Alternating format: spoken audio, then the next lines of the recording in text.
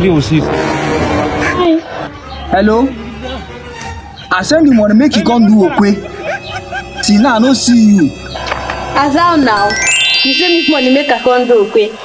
And you dey till now I never see me. Come dey come my phone. Oga, na what for you? You supposed to know say that one don pass now. The money don go. Yes now. No worry, go hear from me. Nothing go fit do as how now. You no fit do anything o. You see me online. Come dey send me TP say make I come your house. Me I dey see you so. Like this now, I dey for shrine o. I can't run so. So they say this evening you go die. Azana, calm down.